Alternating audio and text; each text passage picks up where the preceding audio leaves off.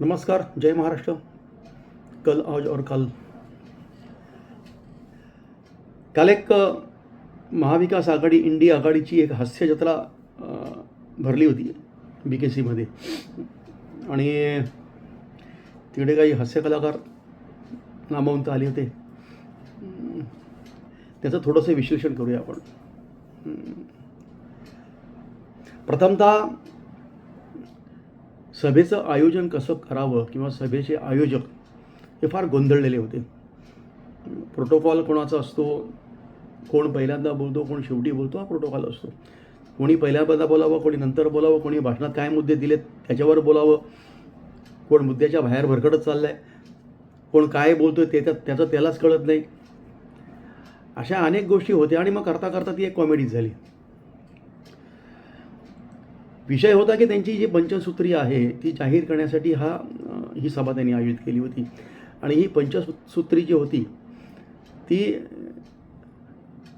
महायुतीने घोषित केलेल्या 10 सूत्रांचा जो कार्यक्रम होता त्यातनंच उचललेले ते 5 मुद्दे होते, जे ऑलरेडी महायुतीकडून चालू आहेत. लोकांना त्याचा उपयोग चालू आहे, लोक त्याचा लाभ घेत आहेत जनता त्याचा.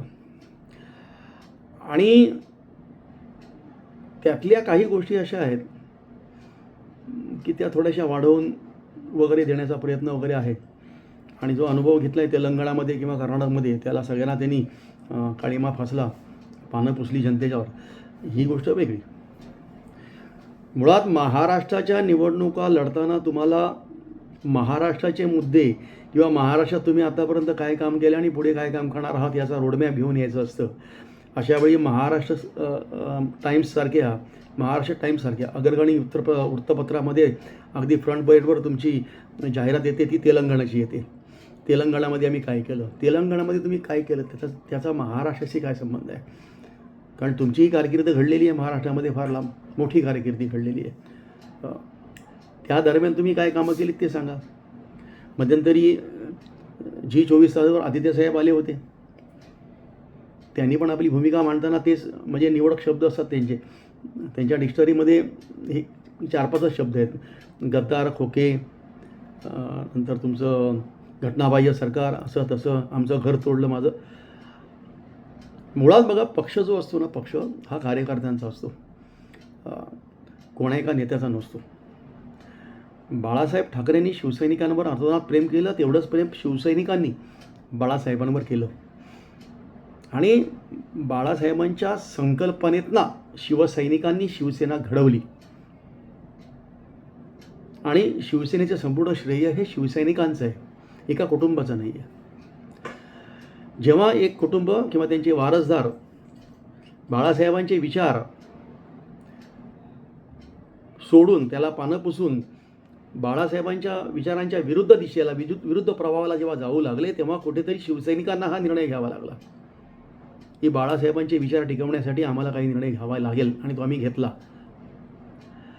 तर पहिली गोष्ट तुम्ही हे समजू नका, 1966 साली जेव्हा शिवसेना जन्माला आली तेव्हाचे जे बाळासाहेबांचे प्रबंध नवलकर, छगन भुजबळ, डाके साहेब होते, आणखी बरेचसे असे जुने सहकारी होते, काही नावं मी घेऊ शकत नाही, तेवढी मोठी यादी आहे. आणि शिवसैनिक यांनी पोलिसांशी संघर्ष केला, सत्ताधाऱ्यांशी संघर्ष केला, लाठाखाट्या हल्ल्या, जेलबारी केली, रक्त सांडला, घाम सांडलं, तेव्हा शिवसेना उभी झाली. तेव्हा तुम्ही परिवारमधले लोक जे आहेत तेव्हा फोटोग्राफीमध्ये व्यस्त होते. आणि आदित्य ठाकरेंना बोलण्याचा अधिकारच नाही, तेव्हा त्यांचा जन्म पण झाला नसेल कदाचित, त्यांना काय माहिती आहे तेव्हा. तर तुम्ही जेव्हा शिवसैनिकांना जे गद्दार बोलता, तो अधिकार तुमचा नाही आहे, हे आमचे अधिकार आहेत. शिवसेनेवर अधिकार आमचा आहे आणि शिवसेना वाचवण्यासाठी आम्ही जो निर्णय घेतला तो योग्य निर्णय घेतला. आम्ही कधीही हे म्हटलं नाही आहे की शिवसेना आणि धनुष्यबाण ही आमची प्रॉपर्टी आहे. तो वारसा आहे बाळासाहेबांचा. आणि कोणीतरी, घरातलं कोणीतरी तो जेव्हा वारसा पुसून टाकण्याचा प्रयत्न करत होता तेव्हा तो वाचवण्याचं काम सन्माननीय एकनाथ शिंदेजींनी केलं आणि त्याला आम्ही साथ दिली. तुम्ही जेव्हा म्हणता की आदित्यसाहेब म्हणत होते तेव्हा मीटिंग आहे, जाहीर सभा म्हणून प्रोग्राम आहे G24 तासचा, की उद्धव ठाकरे जेव्हा हॉस्पिटलमध्ये होते, हॉस्पिटलाइज झाले होते, तेव्हा त्यांची अवस्था अशी होती, ते फार सिरियस होते, ICUमध्ये होते. आणि मग तिकडनं ते थोडा वेळ बाहेर यायचे 10-15 मिनटं आणि मग ते कॉन्फरन्स घ्यायचे, व्हिडिओ कॉन्फरन्स, आणि सूचना वगैरे द्यायचे. साहेब, तुम्ही जर आजारी होता आणि तुम्ही जर शारीरिकदृष्ट्या सक्षम नव्हता तर तुम्ही ही मोठी जबाबदारी घ्यायची आवश्यकता नव्हती. महाराष्ट्राचं मुख्यमंत्रीपद हे काही छोटं मोठं पद नाही, मोठ्या जबाबदारीचं पद आहे ते. त्यासाठी एक सक्षम, शारीरिकदृष्ट्या सक्षम आणि वैचारिकदृष्ट्या सक्षम माणूस पाहिजे होता, आणि तो पर्याय तुमच्याकडे होता, सन्माननीय एकनाथ शिंदे. तुम्ही जेव्हा ICUमध्ये भरती झाला तेव्हा तुम्ही संपूर्ण महाराष्ट्र ह्या व्हेंटिलेटरवर टाकलात. मग याचा अर्थ असा आहे, मुळात तुम्ही शिवसैनिक नाही आहात, तुम्ही शिवसेना पक्षप्रमुख आहात. बाळासाहेब हे शिवसेना प्रमुख होते आणि आजही आहेत. शिवसैनिक कोण? शिवसैनिक आमच्यासारखे सामान्य होतं. आणि तुम्ही जर बाळासाहेबांना वचन दिलं होतं की सामान्य शिवसैनिकाला मी मुख्यमंत्री बनवेन, मग तुमच्या मनात कुठं इच्छा आली आणि तुम्ही कसे शिवसैनिक झालात? तर त्यात भावनात्मक गोष्टीला लोकांकडे काहीही पर्याय जागा नाही आहे त्याच्याकडे, की तुमचं घर, तुमचं कुटुंब, तुमची मातोश्री, तुमचा पक्ष, असं काही नाही आहे. पक्ष हा कार्यकर्त्यांचा होता आणि कार्यकर्त्यांनी मिळून तो वाचवला. आता ती पंचसूत्री जी आली त्याच्यामध्ये पहिला विषय होता राहुल गांधीचा, की महिला सक्षमीकरण. त्याच्यामध्ये त्यांनी 3,000 रुपयाची घोषणा केली. या अगोदरच महाराष्ट्र शासनाच्या युती सरकारचं ते लाडक्या बहीण, मुख्यमंत्री लाडक्या बहिणी योजनेतनं अनुदान देते. त्याच्यावर तुम्ही टीका करताय की महाराष्ट्राची तिजोरी तुम्ही रिकामी करताय, महाराष्ट्राला कंगाल बनवताय, आणि मग त्याच योजना तुम्ही तुमच्या पंचसूत्रीमध्ये जाहीरनाम्यामध्ये आणताय. म्हणजे ते मी कुठेतरी ही गोष्ट मान्य करताय की एकनाथ शिंदे साहेबांच्या सरकारने घेतलेला निर्णय अगदी बरोबर आहे, सक्षम आहे महाराष्ट्र. हे जे पैसे द्यायचे आहेत महिलांना किंवा आमच्या बहिणींना, ते पैसे देण्याची क्षमता पुढच्या काळातही, पुढच्या 5 वर्षात, 10 वर्षातही महाराष्ट्र सरकारमध्ये आहे. कारण महाराष्ट्र सरकार जे आहे ते देशातलं सर्वात मोठं आर्थिक प्रबळ राज्य आहे. त्याच्यानंतर शरद पवार साहेब बोलले, मला शरद पवार साहेबांवर टीका करायची नाही, कारण ते जे काही बोलले ते वयोमानाप्रमाणे त्यांचा आवाज किंवा त्यांचे शब्द कानाबरोबर पोचत नव्हते. तसंही शरद पवार साहेबांचं असं आहे की ते जे बोलतात ते लोकांना समजतच नाही. समजतं तेव्हा जेव्हा त्यांनी बोललेल्या जे काय त्यांचे शब्द असतात त्याच्याबरोबर विरुद्ध काम केलं असतं, तेव्हा लोकांची झोप उडते. राहुल गांधी संविधानावर बोलले, हातामध्ये एक लाल डायरी घेऊन ते सारखे ते बोलत होते असं पकडत. संविधान एवढं संकुचित नाही आहे की तुमच्या 2 बोटामध्ये ते मावेल. लक्षात ठेवा, 450 पानांचं ते संविधान आहे. जवळपास 1.5 लाखाच्या वरती त्याच्यामध्ये वाक्यशब्द आहेत. 7x5 आणि 5x7, 7x5 inch into 5 inch, 5.5 inch एवढं भलं मोठं ते त्याचं फॉन्ट आहे. त्याची साईज आहे त्या पुस्तकाची, ती तुमच्या डायरीमध्ये मावणार नाही. सगळ्यात महत्त्वाची गोष्ट, संविधान वाचवण्याच्या गोष्टी कोण करते? तर आतापर्यंत ज्यांनी वारंवार संविधानात बदल करून संविधानावर वार केले, त्याला घायाळ केलं, अशी लोक. राहुल गांधीच्या वडिलांनी, त्यांच्या आजीनी आणि त्यांच्या पणजोबांनी जवळपास 250 पेक्षा जास्त संविधानात बदल केले, आणि तेही कोणावर आणि कोणासाठी? 370 कलम संविधानामध्ये होतं नव्हतं, ते राहुल गांधींनी आणलं, त्याच्या कुटुंबाने आणलं, काँग्रेसने आणलं. वक्फ बोर्ड कलम संविधानामध्ये नव्हतं, मूळ संविधानामध्ये, ते कोणी आणलं? इंदिरा गांधींनी आणलं. असे अनेक बदल तुम्ही घडवलेत. बहुसंख्य हिंदू समाजाला मारक ठरणारे सगळे बदल तुम्ही केलेत आणि संविधानाचा घात केलात. संविधानाला तुम्ही घायाळ केलं, आणि ते रक्तरंजित म्हणून त्या संविधान ते हातामध्ये होतं राहुल गांधीचं, त्याचा रंग लाल होता. त्या घायाळ संविधानाला तुम्ही एका छोट्याशा रूपात दाखवत होता, म्हणजे तुम्ही संविधानाचा अपमान करत होता. संविधान एवढं संकुचित नाही आहे. फडणवीस साहेब बोलले होते लाल रंग म्हणजे शहरी जो आहे तो वाद आहे तो. त्याच्या पुढे जाऊन बोलता येईल की या लोकांनी घायाळ केलेल्या संविधानाची प्रत दाखवली, आणि त्या संविधानामध्ये जवळपास 250 जे बदल केले गेलेत तीच कलम लिहिली होती. आणि हे संविधान मी बदली होऊ देणार नाही, हे संविधान मी बदली होऊ देणार नाही. मग आम्ही म्हणतो, जर तुम्ही बदली केलेलं संविधान जर नरेंद्र मोदीजी पुनर्स्थापित करत असतील तर त्यात चुकीचं काय आहे? आम्हाला संविधान बदली नाही करायचं आहे, आम्हाला तुम्ही बदली केलेलं संविधान पुनर्स्थापित करायचं आहे. 370 कलम आम्ही काढलं संविधानातनं, तर आम्ही काश्मीरला आमच्या देशाबरोबर जोडलं. वक्फ बोर्डाची 95 लाख एकर जमीन जी आहे ती 200 लोकांच्या घशात घालण्यापेक्षा त्याचा वापर सामाजिक हेतूसाठी केला. लोकांना चांगल्या सुविधा मिळवून दिल्या, शैक्षणिक सुविधा आहेत, आरोग्य सुविधा आहेत, त्यासाठी तर त्याचा वापर केला, तर तोच समाज पुढे जाईल. मुसलमानांनी याबाबत थोडंसं डोळे उघडून विचार करायला हवा. उद्धव साहेबांनी दुसरा विषय घेतला क्लस्टर डेव्हलपमेंट. क्लस्ट म्हणजे काय? क्लस्ट म्हणजे गुच्छ आणि क्लस्टर डेव्हलपमेंट म्हणजे समूह विकास. मुंबईचे कोळीवाडे आहेत हे आद्य निवासी, आमच्यासारखे आगरी आणि कोळी आद्य निवासी जे मुंबईतले आहेत आम्ही, त्यांचे गावठाणे, त्यांची स्थळे, ते समुद्रकिनारी स्थळे कोळीवाडे असतात. आणि प्रत्येकाचा निवास जे आहे, प्रत्येकाचं घर आहे ते वैयक्तिक घर आहे. तिकडे कोणी अशा गृहनिर्माण संस्था वगैरे नाही आहेत. त्यामुळे ते 1 मजली 2 मजली 3 मजली जी घरं आहे ती प्रत्येकाने आपापल्या सोयीनुसार आपल्या वैयक्तिक जी मालमत्ता आहे किंवा आपली जी खाजगी जमीन आहे त्याच्यावर बांधलेले आहेत.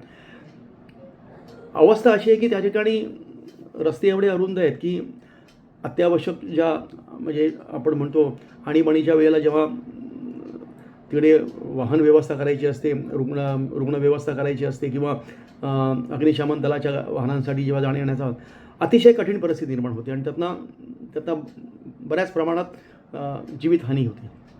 एक सुनियोजित असं तिकडे जे कोळीवाडे आहेत ते जर बनले तर त्याचा फायदा तिकडच्या निवासांनाही होईल आणि शहरही चांगलं बनेल.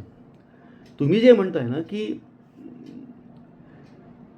मच्छीमारांनी त्यांच्या बोटी काय छताला बांधून ठेवायच्या का आणि गच्चीवर मासे सुकवायचे का, अत्यंत हास्यास्पद तुम्ही बोलताय. तुम्हाला तुमच्याकडे विचारच नाही आहेत. आजही जे कोळीवाडे आहेत आणि जे आमचे मच्छीमार बांधव आहेत त्यांच्या ज्या बोटी आहेत त्या समुद्रातच नांगरल्या जातात आणि मासे सुकवण्याची जी प्रक्रिया होते ती समुद्रकिनारीच होते. आज कुठलाही कोळी बांधव आपल्या घरावर टांगून ठेवत नाही त्याची बोट, मच्छीमार बोट, किंवा आपल्या छतावर तो सुकवत नाही. मग तुम्हाला मुळात क्लस्टर डेव्हलपमेंट हा विषयच कळला नाही तर तुम्ही त्याच्यावर कशाला बोलता साहेब? आणि कुठलीही डेव्हलपमेंट होताना जेव्हा आपण एखाद्या विकासकाला ती डेव्हलपमेंट करण्याची परवानगी देतो त्याच्यामध्ये त्याचा नफा हा अपेक्षितच आहे ना, तो होणारच ना. त्याला जे काय त्यांना मिळणार आहे, त्याला जो जागेचा वाटा मिळणार आहे त्यात तो आपलं काम करून आपला जो खर्च झाला आहे तो भागून काहीतरी नफा मिळवणारच. तुम्ही कसं म्हणता त्यात कोणाला फायदा होताच कामा नये. अदानी प्रकल्पावर तुम्ही जे तुटून पडलेला आहात, अदानी प्रकल्पावर मला वाटतं इंडिया टुडेचं जे कॉन्क्लेव्ह झाले त्याच्यामध्ये देवेंद्र फडणवीसजी यांनी आपली भूमिका मांडली ती अशी अतिशय सुस्पष्ट आहे. म्हणजे सगळं काय करायचं तुम्ही, ते सुधारावायचं कोणी युती सरकारने आणि कांगावा करायचा परत तुम्ही. अदानीच्या खशात जमीन घातली, अदानीच्या खशात जमीन घातली, अदानीला टेंडर देणारे तुम्ही आहात. तुम्हाला बोलण्याचा अधिकार नाही आहे. आपण एक काम करूया, उपमुख्यमंत्री देवेंद्र फडणवीस यांनी इंडिया टुडेमध्ये जे त्यांच्यावर आरोप झाले त्याच्यावर काय भाष्य केलंय हे एकदा बघून घेऊया. देवेंद्र भाई, कल आदित्य ठाकरे जी यहाँ पे आए थे और कांग्रेस की वर्षा गायकवाड़ सांसद भी यहाँ पे थी. उन्होंने आपकी सरकार पे तमाम आरोप लगाए कि आप मुंबई शहर को अडानी समूह को हैंडओवर करना चाहते हो. कहा कि जो ओरिजिनल कॉन्ट्रैक्ट था उसकी जो कंडीशंस थी उनको मॉडिफाई किया गया इस तरीके से कि बहुत ज्यादा वित्तीय फायदा आप अडानी ग्रुप को प्रोवाइड कर रहे हो और अगर उनकी सरकार बनती है तो वो इस कॉन्ट्रैक्ट को कैंसिल कर देंगे. How do you respond to all the criticism that is coming your way on the Dharavi rehabilitation? If you give me some time I will try to explain. पहली बात तो यह है कि इसमें मुझे कोई शक नहीं है कि उनकी सरकार आएगी तो वो इसको कैंसिल करेंगे, क्योंकि उनका ट्रैक रिकॉर्ड रहा है कि जब हमारी सरकार गई उन्होंने हमारी मेट्रो को रोका, उन्होंने हमारे कोस्टल रोड को रोका, उन्होंने हमारे एयरपोर्ट को रोका. तो रोकने का उनका एक एक्सपीरियंस है. हालांकि उनकी सरकार आने वाले नहीं है इसलिए इसमें डरने की बात कुछ नहीं है. लेकिन पहली बात तो यह है कि धारावी के बारे में सबसे पहला टेंडर जब मैं मुख्यमंत्री था तब हम लोगों ने दिया था, उसको इनकी सरकार आई, इन्होंने कैंसिल किया। कैंसिल करने के बाद नई कंडीशंस इन्होंने तय की। वो नई कंडीशंस पूरी की पूरी उद्धव ठाकरे जी के कैबिनेट ने तय की टेंडर की। हमने उसमें क्या फर्क किया? हमने उसमें फर्क ये किया कि उद्धव जी के कैबिनेट ने जो टेंडर कंडीशंस फाइनल की थी उसमें जो टीडीआर मिलने वाला था उस पर कोई कैप नहीं था। मतलब ये हो जाता था कि जिसको टेंडर मिलता वो मुंबई का मालिक बन जाता, टीडीआर का मुंबई का पूरा मार्केट उसके हाथ में होता। हमने कहा नहीं चलेगा, इस प्रकार से नहीं करने देंगे। हमने 90% वैल्यू पर टीडीआर देंगे और टीडीआर का कैपिंग होगा और टीडीआर एक डिजिटल प्लेटफॉर्म पर होगा जो सबके सामने होगा और उसकी वैल्यू 90% से एक्सीड कभी नहीं हो पाएगी। इस प्रकार की कैपिंग हमने उसमें डाला। अब जहां तक उनकी समझ का सवाल है, क्योंकि ये जो लोग बोल रहे हैं या तो वो ना समझ है या उन्होंने स्टडी नहीं किया या उनको राजनीति करनी है, मैं सिलसिलेवार आपको जवाब दूंगा। पहली बात तो यह है कि जब उन्होंने टेंडर कंडीशन फाइनल की थी तो उन्होंने केवल 70,000 लोगों का रिहेबिलिटेशन उसमें तय किया था जो ग्राउंड फ्लोर पर है। हमारे सामने जब विषय आया तो हमने कहा कि भाई अगर इस प्रकार के आपको रिहेबिलिटेशन करना है तो जहां पर 2-3 लाख फैमिलीज है वह आप 60,000 फैमिलीज का रिहेबिलिटेशन करेंगे और बाकी लोगों का नहीं करेंगे, ये कभी प्रोजेक्ट हो नहीं सकता है। ये स्पेशल प्रोजेक्ट है, इसलिए हम लोगों ने यह तय किया कि इस प्रोजेक्ट के अंदर जो फर्स्ट फ्लोर पर है, जिसको इनएलिजिबल कहा है, जो 2011 के बाद का है, ऐसे सब लोगों को हम करेंगे।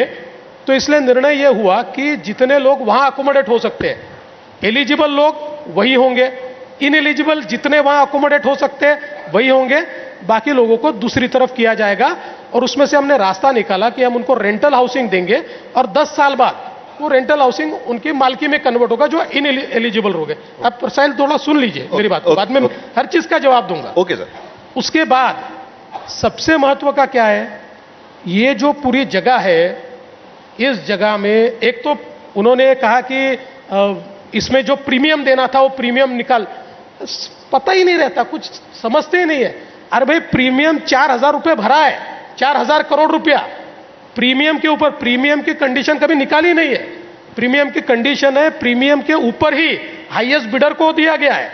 दूसरी चीज ये है, ये जो पूरी जगह है, इस जगह में 18% जगह रोड्स में जाएगी, 17% जगह ग्रीन बेल्ट में जाएगी। कुल मिलाकर सारी जगह का अगर हम विचार करें तो 45 to 50% जगह ये आवश्यक रिजर्वेशंस में जाएगी और 10% जगह ये हम लोगों ने तय किया था कि धारावी ये केवल एक झोपड़पट्टी नहीं है। धारावी जो है एक प्रकार से हमारा वाणिज्यिक केंद्र है, वहां बड़ी इंडस्ट्री चलती है। उस इंडस्ट्री को वही हम रिहेबिलिटेट करेंगे और 5 साल तक उनसे कोई टैक्स नहीं लेंगे। 10% जमीन ये उनको रिहेबिलिटेशन में देनी पड़ती है, तो कुल जमीन का 40% जमीन पर केवल आपको सबको रिहेबिलिटेट करना है और क्रॉस सब्सिडी का पैसा उसमें से ही जनरेट करना है। तो इन्होंने इसका स्टडी नहीं किया है, ये चाहते नहीं है कि धारावी के गरीब आदमी को उसका मकान मिले। इसलिए मैं पूछना चाहता हूं, इन्होंने मोर्चा निकाला, धारावी के कितने लोग आए? क्यों आपको मोर्चे में पूरे मुंबई से लोगों को लाना पड़ा, फिर भी आपका मोर्चा 4,000 लोगों का हुआ? क्योंकि धारावी के लोगों को यह मालूम है कि हमारा सही रिहेबिलिटेशन हो रहा है, इसलिए धारावी के लोगों का उसको पूरा समर्थन है। सर इस पे 2 सवाल बिल्कुल दरअसल पूछने हैं मुझे। एक, आपने कहा था कि ट्रांसफरेबल डेवलपमेंट राइट्स को आपने कैप कर दिया है, लेकिन उसके बावजूद भी मुंबई में कोई भी बिल्डर घर बनाने की कोशिश करेगा या बिल्डिंग बनाने की कोशिश करेगा, उसमें से 40% टीडीआर उन्हें अडानी यानी जो ये धारावी रिडेवलपमेंट से खरीदना पड़ेगा। अब उसके वजह से मुंबई के हाउसिंग प्राइसेस स्काई रॉकेट हो सकते हैं या एक तरीके से उसका प्राइस अडानी कंट्रोल कर सकते हैं, ये एक आरोप लगाया जाता है। नंबर 1। नंबर 2, जवाब ले लीजिए ना, 1 मिनट जवाब ले लीजिए, तो भूल जाऊंगा मैं। ठीक सर। पहली बात, ये कंडीशन किसने लाई? मैं सवाल पूछता हूं, ये कंडीशन लाई किसने? ये कंडीशन उद्धव ठाकरे जी ने लाई। ये जो कंडीशन है टीडीआर की, मैं वही कह रहा हूं, हमने क्या सुधारा? उद्धव ठाकरे जी ने जो किया था, उनकी कैबिनेट ने जो टीडीआर दिया था, उस पर कैपिंग नहीं था। कैपिंग नहीं होने का मतलब आप होर्डिंग कर लेंगे, उसकी कीमत बढ़ाएंगे और दूसरे को तो चारा ही नहीं होगा। प्राइस पर अभी भी कैप नहीं है ना? है कितना कैप? आप 40% टीडीआर पे कैप, मतलब प्राइस पे कैप नहीं, लगे। प्राइस पे ना, जो प्राइस है उसके 90%, 100% नहीं, रेडी रेक्टर प्राइस पे 90% से ऊपर नहीं जा सकते। नहीं तो अगर उद्धव जी के या एमवीए की सरकार ने जो कंडीशन की थी, उस कंडीशन को हम मान्य करते तो जो विकासक है, जो डेवलपर है, 200% तक भी प्राइस ले जा सकता, क्योंकि वो प्राइस रोक के रख लेता, वो टीडीआर नहीं देता। दूसरा, उनके इसमें जो टीडीआर अवेलेबिलिटी है उसका डिजिटल प्लेटफॉर्म ही नहीं था। वो डिजिटल प्लेटफॉर्म हमने तैयार कर दिया। सबसे बड़ी बात, ये कोई भी चीज अडानी को नहीं दी गई है, ये डीआरपी को दी गई है। डीआरपी धारावी रिडेवलपमेंट, ये सरकार की है, हमारा हिस्सा है, उसमें सरकार होल्ड कर रही है हिस्सा। ये कोई अडानी को ट्रांसफर थोड़ी हुई है। अडानी प्राइवेट लिमिटेड, अडानी जो उनकी कंपनियां है, उनको कोई चीज ट्रांसफर नहीं हुई है। सारी चीज डीआरपी में है और डीआरपी में सरकार की हिस्सेदारी, हम कंट्रोल करते हैं डीआरपी। सर, दो और उसमें से एक सवाल उठते हैं। एक है डेवलपमेंट कंट्रोल रूल का, जो हाल ही में यह पता चला है कि धारावी रिडेवलपमेंट अथॉरिटी के जो सीईओ होंगे वो उसमें चेंजेस कर सकते हैं, बदल कर सकते हैं, जो नॉर्मली बीएमसी कमिश्नर को अधिकार होते हैं किसी डीसीआर में चेंज करना है। तो एक दूसरा आरोप यह लगता है कि आप मल्टीपल धारावीज खड़ी करेंगे, क्योंकि जो पात्र लोग हैं जिनको एक्सेप्ट किया गया है कि वो वहां के निवासी है, उनको वहां पर घर मिलेगा, बाकी लोगों को बाहर भेज दिया जाएगा, तो अलग अलग धारावी खड़ी हो जाएंगी मुंबई के आसपास में। ये दो आरोप और उसमें लग रहे हैं। पहली बात तो यह है कि आपने जो कहा, यह भी मैं बता देता हूं कि ओरिजिनली जो कंडीशंस उद्धव जी ने तय की थी, उसमें ही डेवलपमेंट कंट्रोल अथॉरिटी डीआरपी ही थी, उसमें भी डीआरपी थी। लेकिन डीआरपी में डेवलपमेंट कंट्रोल का अधिकार किसका है? उसमें अधिकार जो सेक्रेटरी लेवल का हमारा अधिकारी है, महाराष्ट्र सरकार का जो प्रिंसिपल सेक्रेटरी लेवल का अधिकारी है, यह उसके अधिकार है। Who is equivalent to the municipal commissioner of BMC, ये उसके अधिकार है, ये कोई अडानी के अधिकार नहीं। एक शहर में दो डीसीआर हो जाएंगे ना, दो डेवलपमेंट कंट्रोल की अथॉरिटीज हो जाएंगे। भैया, आपकी जानकारी के लिए, इस शहर में 8 अथॉरिटी है। ठीक है, लेकिन 8 अथॉरिटी है, जो 8 अथॉरिटी अपना अपना डेवलपमेंट कंट्रोल रूल करती है। लेकिन आपको और बड़ी जानकारी दे देता हूं, कोई भी अथॉरिटी इंक्लूडिंग डीआरपी अगर अपना डेवलपमेंट कंट्रोल रूल तैयार करते हैं, उनको अधिकार नहीं होता है, उस सरकार को भेजना पड़ता है। अगर सरकार बोलती है कि आपके डेवलपमेंट कंट्रोल रूल सही है और उसको सरकार अप्रूव करती है, तो ही ये डेवलप। इसलिए मैंने कहा ये नैरेटिव है, अडानी कंट्रोल कर लेंगे, अडानी, अरे कौन से, क्यों करेंगे भाई? सरकार करेगी, जो करनी है सरकार करेगी, और सरकार चाहेगी वही अडानी को करना पड़ेगा। अगर नहीं करेंगे तो उनसे कॉन्ट्रैक्ट निकाल लेंगे। अत्यंत बारकाईसह, म्हणजे प्रत्येक बारकाई, छोटे छोटे मुद्दे घेऊन उपमुख्यमंत्री देवेंद्र फडणवीस यांनी धारावी पुनर्विकासबाबत आपली भूमिका मांडली आहे. मुळात धारावी पुनर्विकास प्राधिकरण हे तिकडे स्थापण्यात आलेलं आहे, ज्याच्यावर संपूर्ण राज्य शासनाचा कंट्रोल आहे आणि राज्य शासनाच्या परवानगीशिवाय कुठलीही तिकडे घटना घडणार नाही, कुठलाही गोष्ट घडणार नाही, याची पूर्ण खात्री घेतलेली आहे. याची पूर्ण खात्री घेऊनच शासनाने हे काम केलं आहे. तुमच्या शासनकाळात ज्या त्रुटी निर्माण झाल्या होत्या त्या त्रुटी दूर करण्यात आलेल्या आहेत. त्यामुळे धारावी पुनर्विकासावर बोलण्याचा अधिकार तुम्हाला नाहीच आहे. लोकांसमोर सत्य आणा तुम्ही, नेरेटिव्स पसरू नका. क्लस्टर डेव्हलपमेंट मूर्खपणाचं वक्तव्य आहे तुमचं अतिशय. संविधान बचाव, ज्यांनी संविधानाची हत्या केली ते संविधान बचाव म्हणून म्हणतायत, मूर्खपणाचं आहे ते. अतिशय धोकादायक विधान आहे.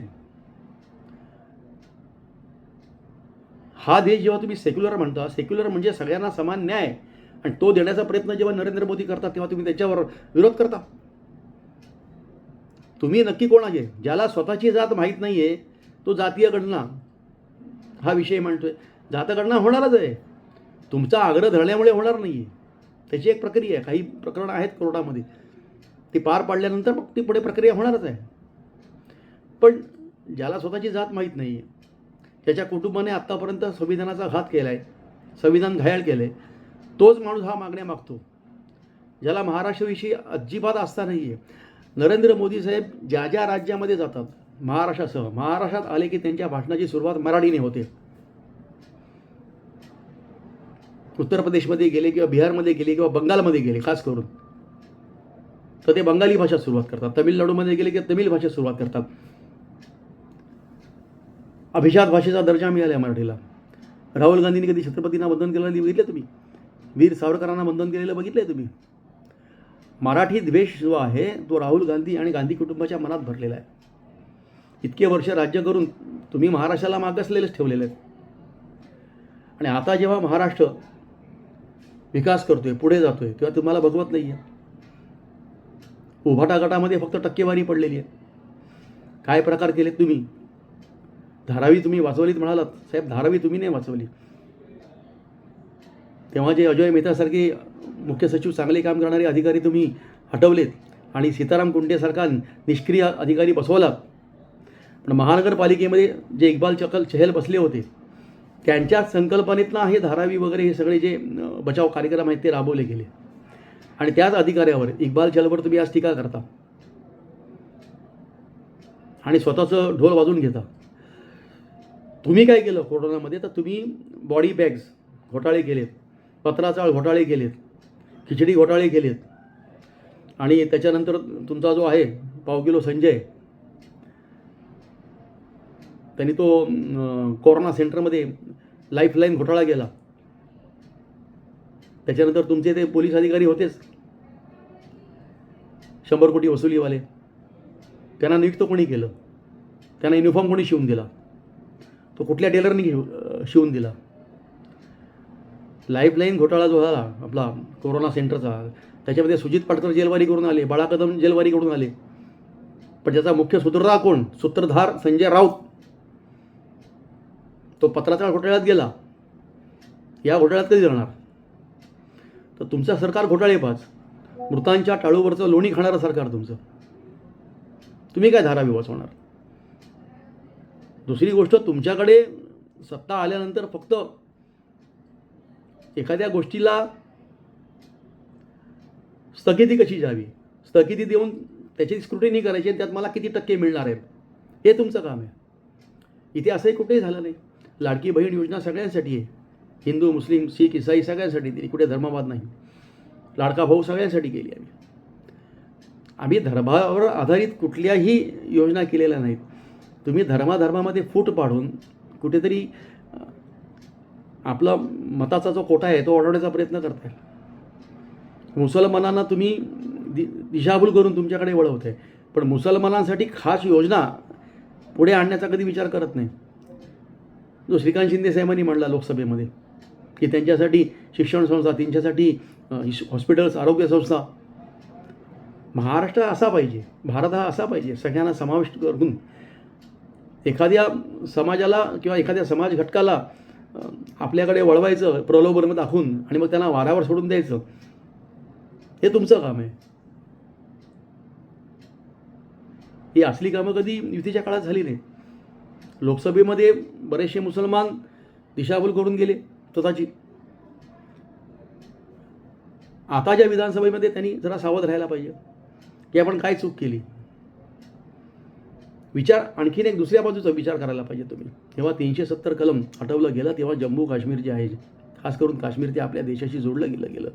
3 तलाक जेव्हा रद्द केला गेला तेव्हा मुस्लिम आया बहिणींना न्याय मिळाला, त्यांना सामाजिक सुरक्षा मिळाली. तुम्ही असे विचार करायला पाहिजे. तर मित्रहो, जेव्हा एखाद्या पक्षाला चाहूल लागते त्यांच्या पराभवाची, तेव्हा अशी काही वक्तव्य करतात आणि मग युतीच्या जाहीरनाम्यातनंच काही गोष्टी चोरायच्या, शोधायच्या आणि त्या लोकांसमोर आणायच्या. कुठेतरी दुसऱ्या राज्यातल्या योजना इकडे दाखवून आकर्षित करण्याचा प्रयत्न करायचा. महाराष्ट्रासाठी तुमच्याकडे काय आहे, महाराष्ट्रासाठी तुम्ही काय करणार आहात, या कुठल्याही गोष्टी न मांडता फक्त मी, माझं कुटुंब, माझा मातोश्री, माझं घर फोडलं, माझा पक्ष फोडला, माझा झेंडा चोरला, माझी निशाणी चोरली. अरे किती दिवस गाणार तुम्ही?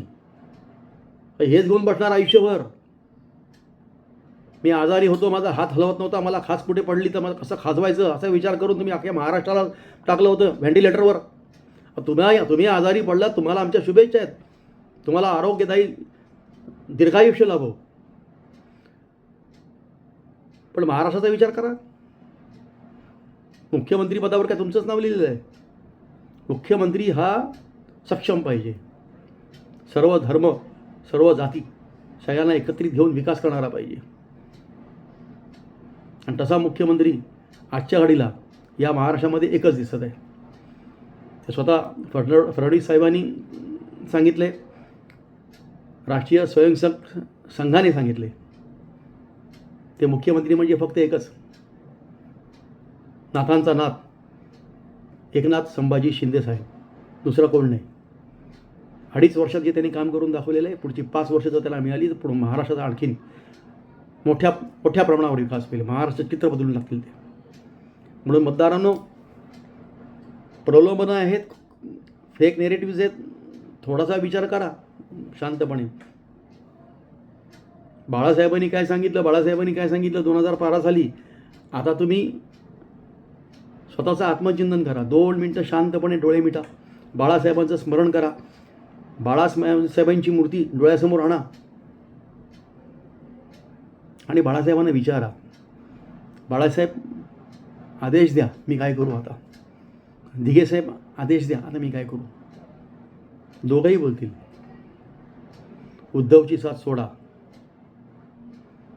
माझा मुलगा म्हणून तो नालायक निघाला, माझा खरा वारसदार फक्त एकच आहे, एकनाथ संभाजी शिंदे. एकनाथ संभाजी शिंदे. जय महाराष्ट्र.